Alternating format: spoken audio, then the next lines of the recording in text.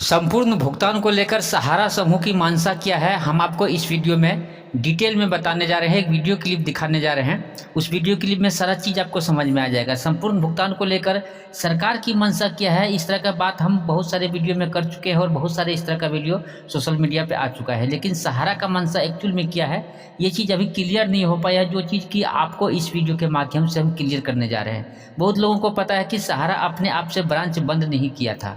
सहारा का ब्रांच जो बंद हुआ वो खुद से बंद नहीं किया है। ऊपर से जब आदेश आया सीआरसीएस तरफ से, कृषि मंत्री की तरफ से कि नया बिजनेस आप नहीं ले सकते हैं, तभी जाके बंद किया है। नहीं तो आज भी सहारा ब्रांच कहीं ना कहीं खुला है। पूरा बात आपको सुनाएंगे, आखिर के सहारा मैनेजमेंट की तरफ से मंशा क्या है, पूरा भुगतान को लेकर क्या बोलते हैं, सारा चीज़ हम आपको सुनाएंगे। पूरा वीडियो क्लिप को देखिएगा, ए टू जेड आपको समझ में आ जाएगा। उसके बाद ही आप कमेंट करिएगा।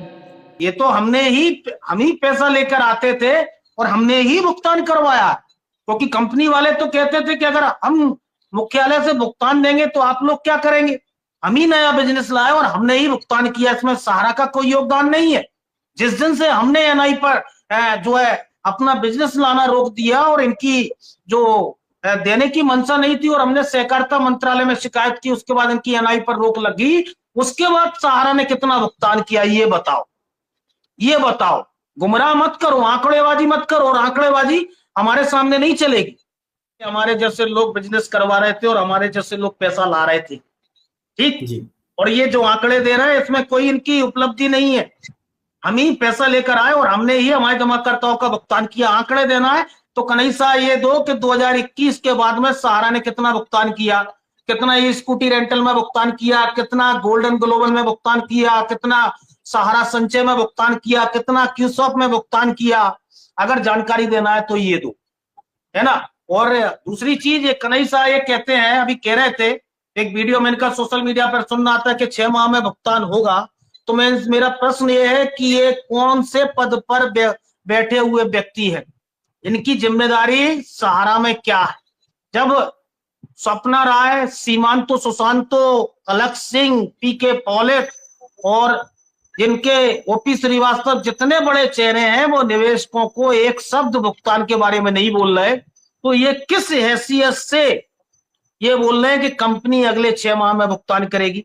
अभी तक इन्होंने कहा, जितनी बातें कहीं दीपावली से भुगतान करा रहे थे, एक भी बात अगर इनकी सच साबित हुई हो तो आप मुझे बता दें। तो ये किस हैसियत से जो है जमाकर्ताओं को, इस देश के करोड़ों निवेशकों के साथ में उनके जज्बातों से खेल रहे हैं, क्यों गुमराह कर रहे हैं। क्या ये मैनेजमेंट को अपना चेहरा चमकाने के लिए बता रहे हो, जबकि मूर्खदान पर बैठकर इनके ही मूर्खदानी लोग 263वें एपिसोड में बोले हैं कि ये कन्हैया जो है फर्जी व्यक्ति है, इसका सहारा मैनेजमेंट से कोई लेना देना नहीं। ये इस पर भी बोले हैं। और एक खान साहब आते हैं जो कभी सुशांतो राय को जो है पूरी सहारा की बागडोर की बात करते हैं, सीमांतो राय की, कभी जो है लीगल की मीटिंग की बात करती हैं, कभी कहते हैं कि भुगतान से 2 कदम दूर। वो व्यक्ति ये कन्हैया साहब पर बोला है, और एक जो भारत माता की छवि लगाकर फ्रेंचाइजी मैनेजर आता है उस पर बोला है, और उन खान साहब पर भी बोला है कि ये तीनों व्यक्ति फर्जी। ये मैं नहीं कह रहा, ये सहारा के ही चार्टकार कहते नजर आ रहे हैं। तो जब आप कोई पद पर नहीं है, कोई कंपनी ने आपको जो है प्रवक्ता की हैसियत नहीं दी है, तो आप किस हैसियत से जो है जमाकर्ताओं को, निवेशकों को गुमराह कर रहे हैं।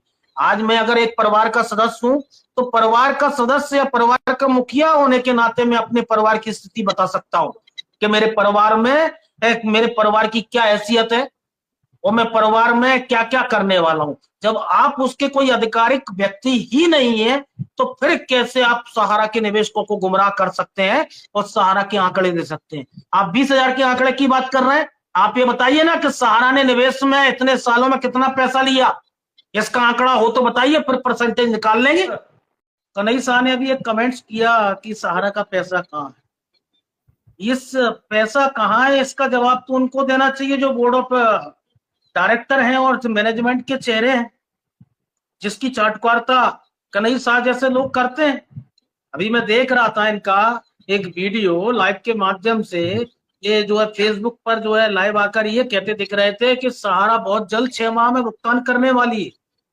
सहारा 6 माह में भुगतान करने वाली है और सुब्रत राय सहारा के और सहारा के कसीदे गढ़ रहे थे।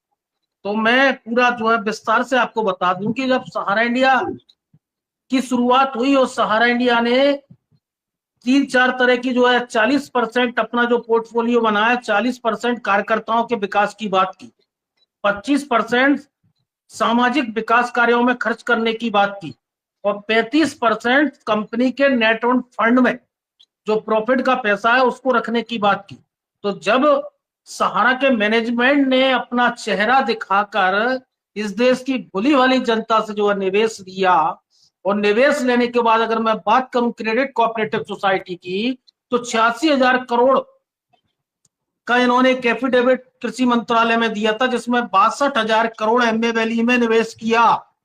तो कन्हई शाह जी अगर पर्दे के पीछे सुन रहे हैं तो पैसा एमबे वैली में लगा है। नोट कर लीजिए कन्हई शाह जी, पैसा एमबे वैली में लगा है। आपने कहा कि पैसा कहां गया? पैसा आपने जो होटल खरीदे थे, मुंबई का होटल है जो सहारा के जमाकर्ताओं का, जो हॉस्पिटल बनाया था उसमें लगा है।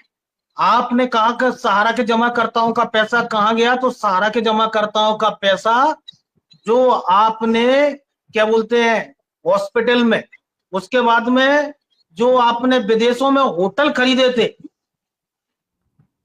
2-2 होटल खरीदे थे विदेशों में, उनमें लगा है। जो पैसा आपके सुब्रत राय सहारा के सुपुत्र सीमांतो सुशांतो मैसेडोनिया में बैठे हैं वहां लगा है।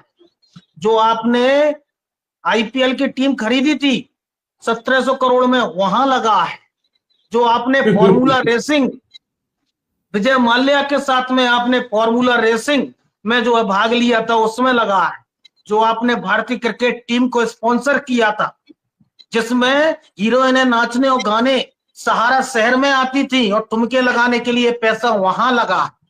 ठीक, और बता दूं आपको कि जो आपके बोर्ड ऑफ डायरेक्टर हैं जिन्होंने अकुत संपत्ति बना ली है, आज गरीब सहारा का जमाकर्ता जिसने अपने खून पसीने की कमाई सहारा में लगाई थी, वो खैराती अस्पतालों में इलाज नहीं करवा पा रहा और आपके डायरेक्टर जेबी रॉय दुबई और मैसेडोनिया में इलाज करवाने।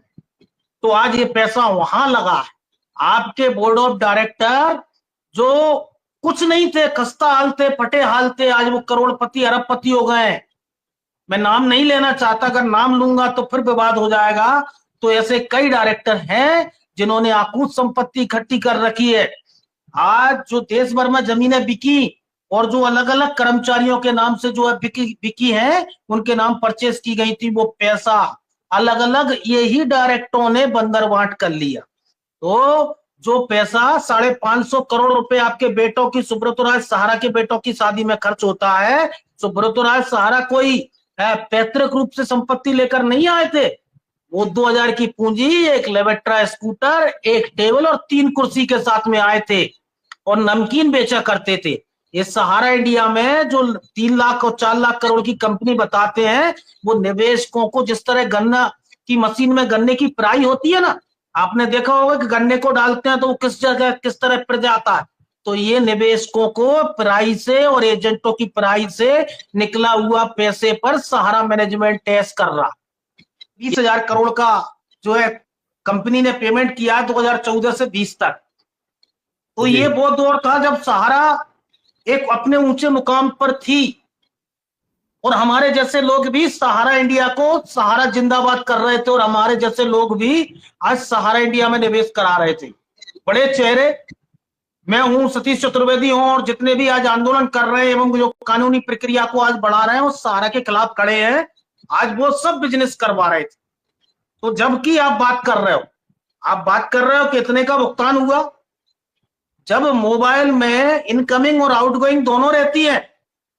कन्हई शाह जी, आप जो 20,000 करोड़ के आंकड़े आप बहुत देते हो, मैंने भी कई जगह देखा है, तो मुझे ये बता दो कि ये 2014 से और 2020 तक कितना सहारा इंडिया ने बिजनेस किया? आज बिजनेस का भी बताओ और मुझे इसके आंकड़े दो कि 2020 और 21 के बाद में सहारा ने कितना भुगतान किया। इसके आंकड़े अगर आपके पास हो, जो इनकी एनआई पर रोक लगी उसके पहले के, तो बताओ कि इतना कंपनी का बिजनेस हुआ और इतने का भुगतान हुआ, ये मत गिनाओ।